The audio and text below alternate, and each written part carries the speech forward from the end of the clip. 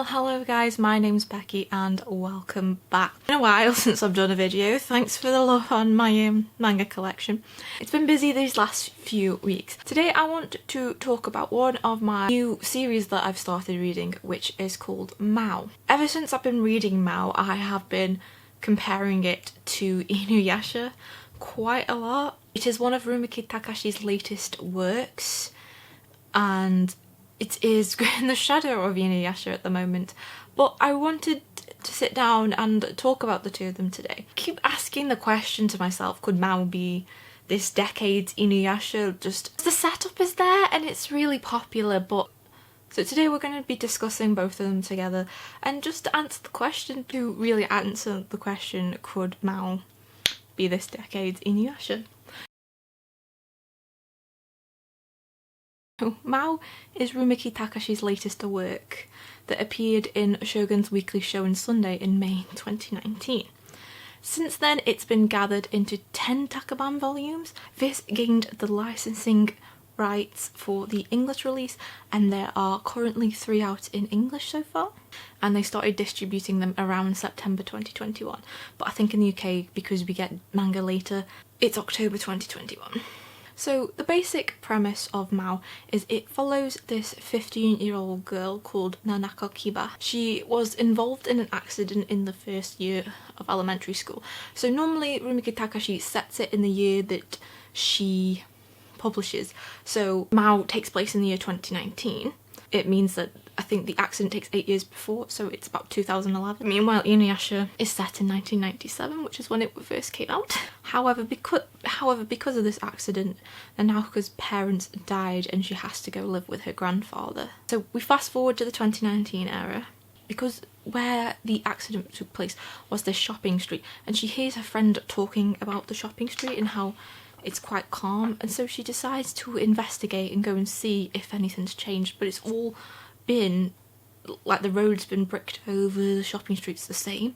When she goes to the street, she hears something and she ends up time travelling to the Taisho period, which is around the 1920s. She almost gets attacked by a giant mantis, but then a young man called Mao comes to her rescue. He claims that she is an Ayakashi.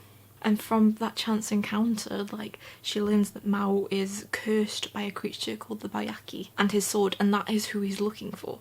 So that's where we have the basic setup for Mao.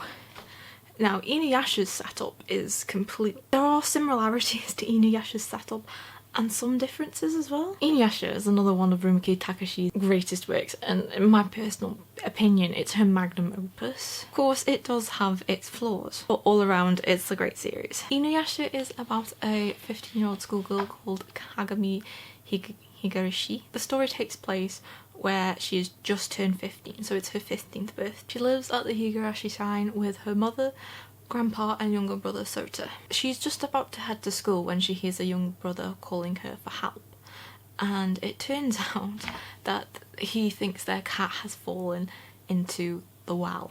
So she goes to investigate because they have this, it's in a house in the shrine, because it's called the Bonita's Well, and it's a really old well that dates back to the medieval times. Centipede Ayakashi ends up coming back to life from the well and drags her through the Bonita's Well and into the feudal era of Japan.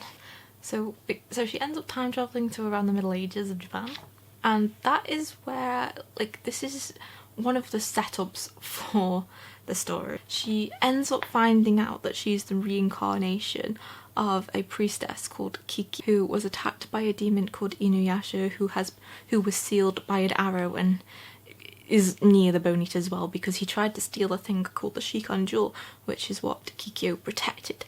However, because of this, Kikyo was fatally wounded and she asked to be burnt, her body burnt with the Shikon Jewel, so no demon or Ayakashi could get it. Because Kagame is the reincarnation of Kikyo, she ends up bringing the Shikon Jewel back with her as the centipede rips it out of her body. In the end, Kagame has to ask Inuyasha for help because she's never dealt with this situation before. But so Inuyasha kills the demon, but then he turns on her and the villagers.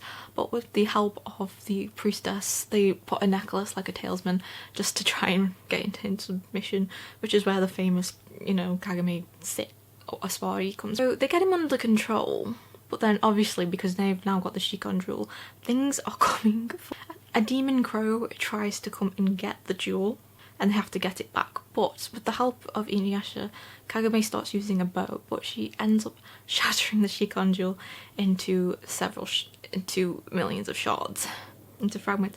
So then it's up to her and Inuyasha to collect the fragments of the Shikon jewel, and that's where the premise comes from. And that is the basic premise of Inuyasha. They have to go on this mission to find these shards, but then it gets darker and deeper and a lot more detailed. But that is mainly where the story starts off.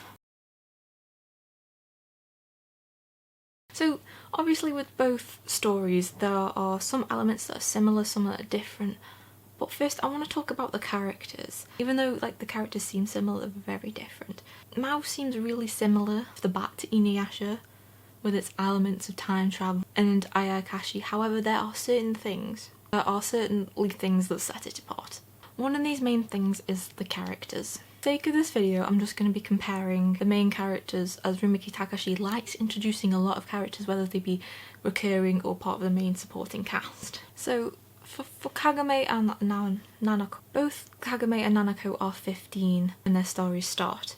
However, Nanako's past has a lot to do with the story and the reason why she goes to investigate the shopping street. Meanwhile, we don't really have a lot of Kagame's past. It's more like what's happening in the moment with her, because Nanako's parents' death carries a big significance in the story. Kagame and Nanako's personalities are quite similar. Both are very outspoken, brave and determined. Nanako sees herself as weak and sometimes doesn't believe that she's as strong as she can be. As Mao is still an ongoing series, Nanako's character isn't as well fleshed out as Kagame's, who has quite a bit of depth to her character, but I'm sure as time goes on, Nanako's character will be built upon. Kagame is somebody who wears her heart on her sleeve and has very set principles. She believes she has the set idea of what's right and what's wrong, and she likes to think ahead in the situation, tries to solve the situations they end up in to the best of her ability. I do think Kagame is a better character than Nanako, again as she has more depth to her personality, but Nanako's story is really interesting, so only time will tell. So Mao and Inuyasha couldn't be more different. Though both have really long lifespans, so they're kind of seen as immortal characters.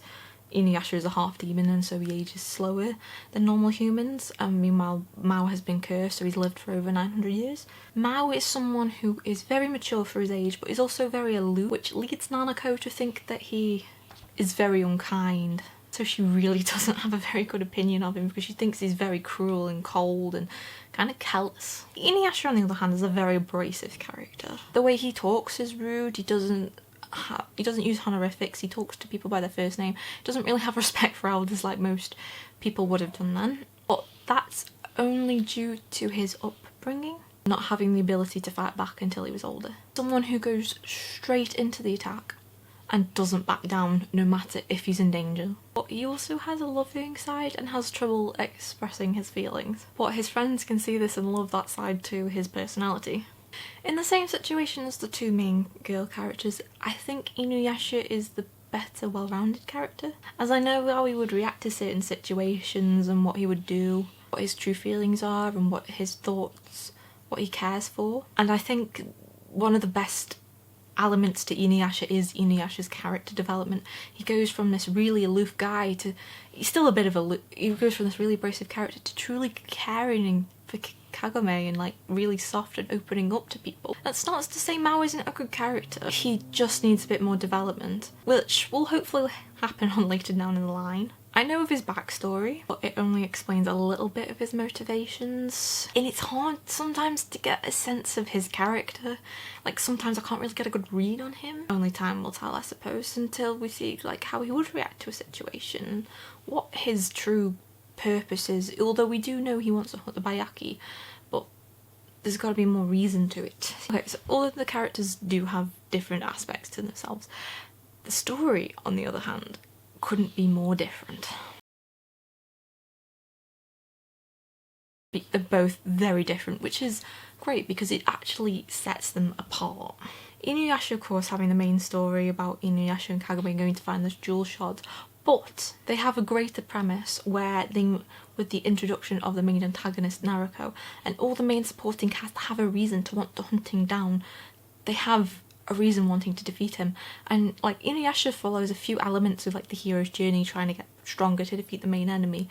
For example, Inuyasha has a soul called the Tetsaiga, which he has to train and tries to unlock these different like moves so he can be stronger and defeat Naruto, because this Naruto is a really powerful demon. Like, most of the stories in Inuyasha have importance to the main plot. There's some filler, because there's always filler in Inuyasha. Like, there's a few stories like where it's like it focuses on the romance, but there is always like a main point to the story. Mao obviously has a very different story. When Nanako first time travels to the Taisho period, people in town look like ghosts, and then she finds Mao with his assistant, which is like a paper doll. You think she's a yokai, but she keeps claiming she's not, but he actually turns out to be right, in fact, because she helps investigate looking for the Bayaki, a creature that cursed him over 900 years ago. Nanako is also cursed by the Bayaki, and that is the reason why her parents died 10 years ago, because a portal was opened, which is what's happening in the main volume at the moment, so it's a bit, oh, this is why. So the way the story unfolds is really similar to Inuyasha. We're learning about the past of the characters and their motivations. I think Rumiki Takashi has a certain way of storytelling, and like can kind of see that coming from Ranma and a Half. She has certain story beats she uses, like we'll get a bit of sometimes we'll get like a brief moment where we're resting, focused on the love story, and then it's straight back into the action and doesn't stop for like 12 chapters. Introduced as what we should perceive as the main villain in Mao, but only time will tell what will happen next, and that's so there are of course similar elements in Mao and Inuyasha. There are the Ayakashi or yokai, whatever you want, or demons, and I think that's where Rumiki Takashi shines. Every single yokai that she puts into her series are actual yokai you can find in Japanese mythology. And it's great, it's fun, the designs are so fun to look at, and some of the creatures I'd never even heard of. I didn't even know that until I think researched it once. I was looking at them, I was like, oh, these creatures are real, this is amazing.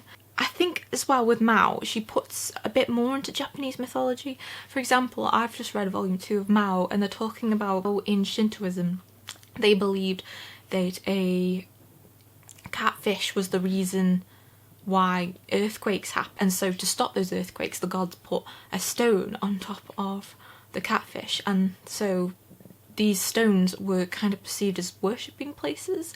And like I didn't even know anything like that. It's just this really nice take into Japanese mythology, and even if you're not wanting to read for the love story, because obviously Mao and Nanako are going to end up together and it's quite obvious what Rumiki Takashi has a certain pattern the way she writes love interests, but I love the Japanese mythology. As someone who loves supernatural stuff, it's just brilliant. And then the time travel aspect. I love time travel. Anything to do with time travel fascinates me. It's one of my favourite tropes, and when it's done well, it's done well. And even though Mao and Inuyasha both have time travel in them, but going to 2 different periods, so Mao is kind of a bit more modernised in that sense, is obviously to do with like schools and stuff. You have more schools because in 1920s it's a bit more modern. It's only 100 years ago, and obviously the feudal era was about 500 years ago. So from my comparisons, I think to conclude, could Mao be this decade's Inuyasha?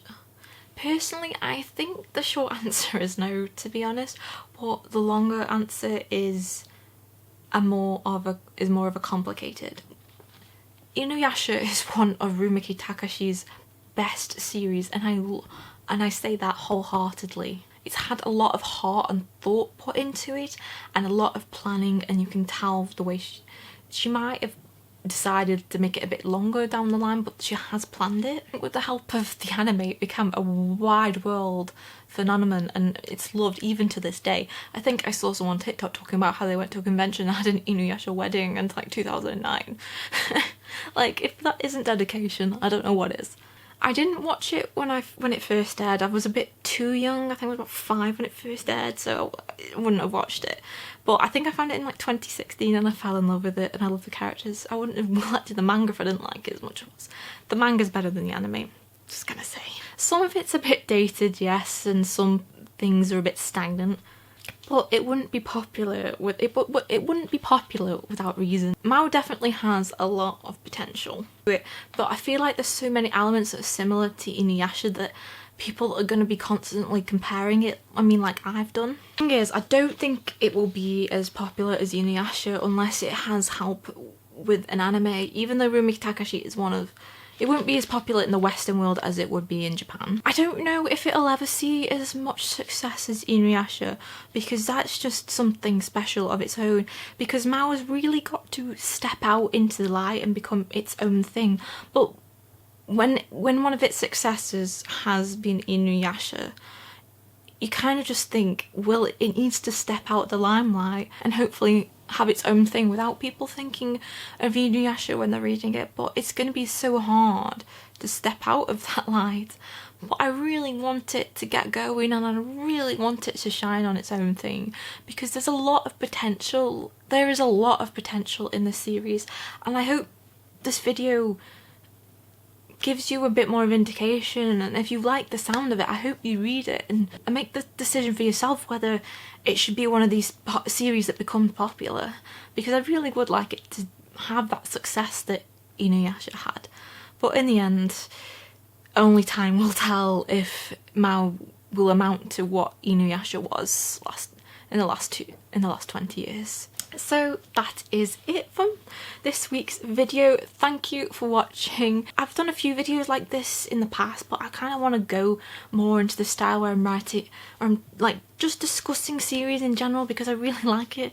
I especially like comparing two series. Well, one's such a special place to my heart, and obviously this newer series from Rumiki Takahashi, and I just want to see if it can be as good as Inuyasha was. So if you want to see it, I suggest you take a look. So thank you for watching. Of course, my name's hit that subscribe button if you want to see more from me, and I will see you next time. Bye.